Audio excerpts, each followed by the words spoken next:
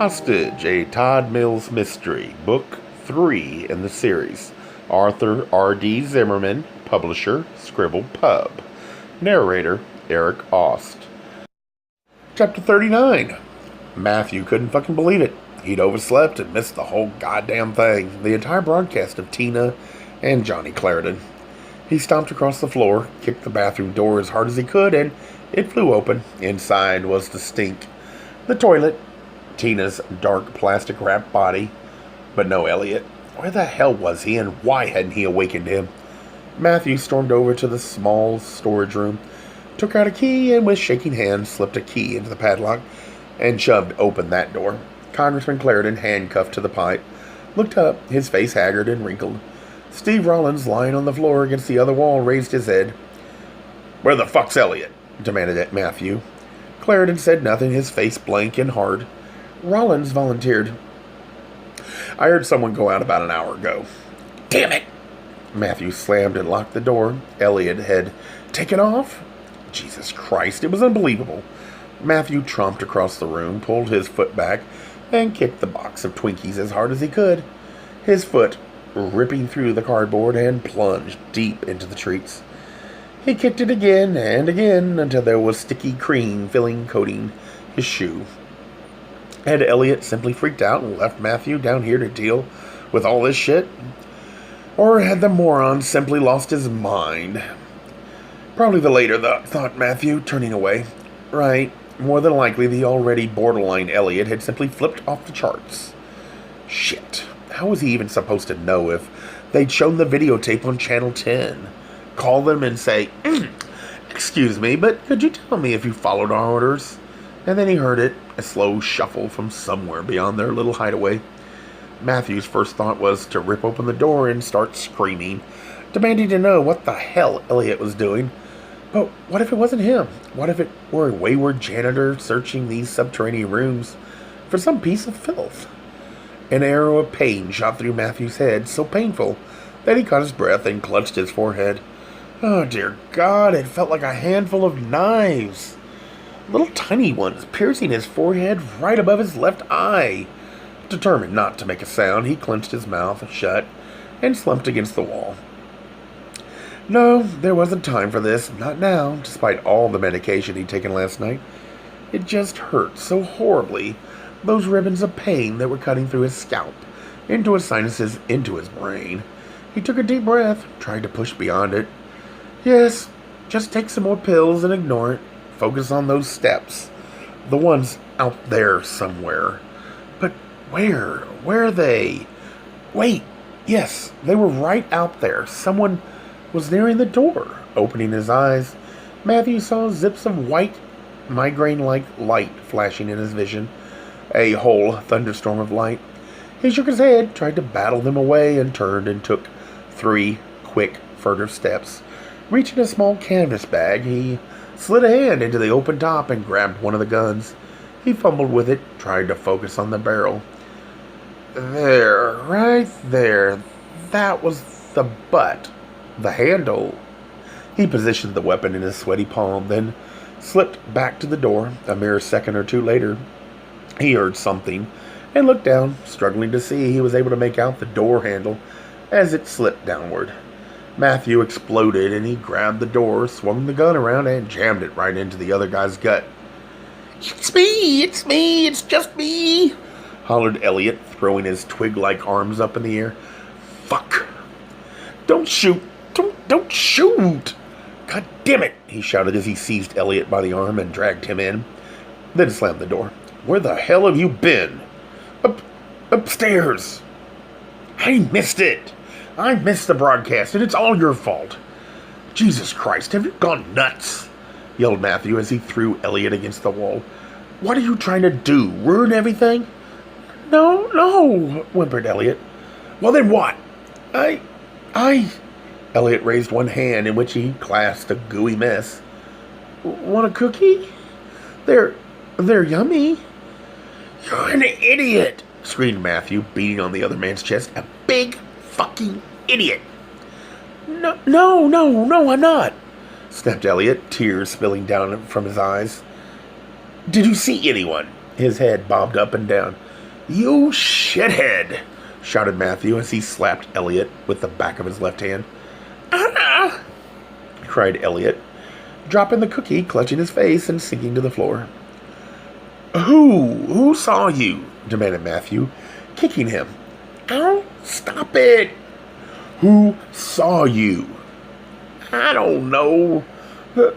The security guards, I guess." Elliot collapsed into a ball, his head pressed into his knees, his arms wrapped around his legs, and he sobbed. "I don't want to do this anymore. I just want to go home.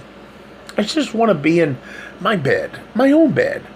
All I ever wanted to do was paint, and now look at..." "Shut up!" Suddenly it was like an ice pick was jammed into Matthew's brain, and clutching his head, he gasped and turned away. He dropped the gun, stumbled a couple of feet, then turned and leaned against the wall as the pain sliced deeper and deeper. He opened his eyes, suddenly black. He clutched them shut, then opened them again, and a flurry of squiggly ribbons of light filled his vision. "Ah, shit!" He breathed in, out, and then tried again. "Okay, just get a fucking grip. Okay, just hang on." But Elliot was right.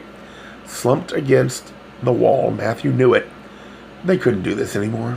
Yesterday had not only killed poor Tina, it had pushed the two of them over the edge. They didn't have the strength for this kind of crap, even if the security people or the police or whoever didn't find them down here. They'd never physically make it through another day of rage and demands of keeping Clarendon and Rawlins locked up. "Give me my pills, the one in the yellow container," ordered Matthew. "Yes, Mr. Bossman." Elliot did as ordered, getting the pills and a bottle of water, both of which he handed to Matthew. Like an addict, desperate for a fix, Matthew grabbed them, gobbled the pills, and slammed down the water.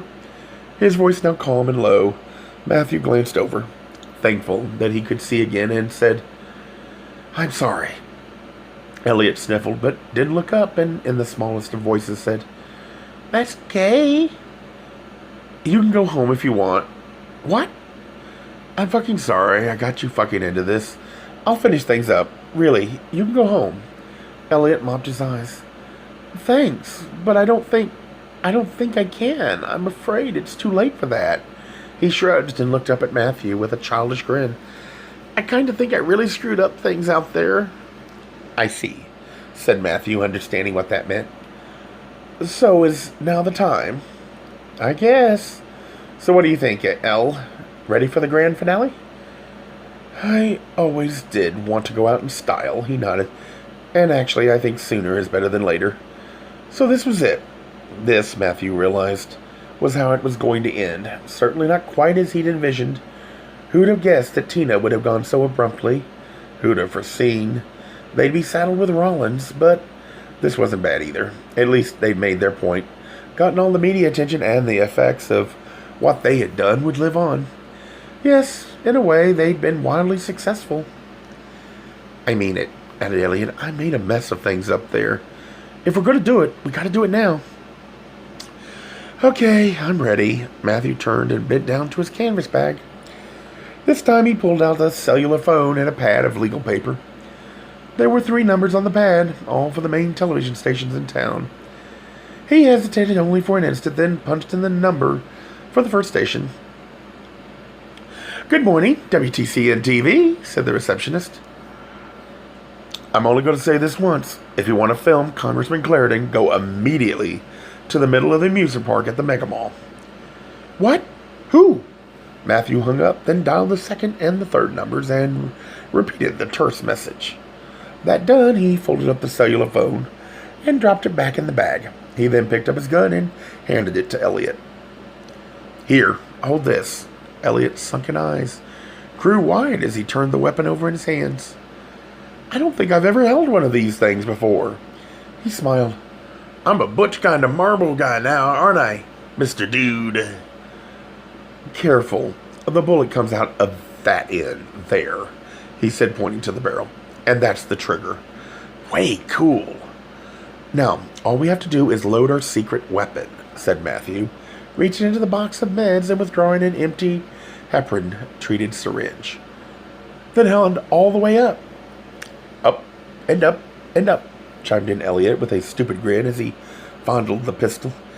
Yes, thought Matthew, up and out of the basement, up to the second, and then the third floor. Right.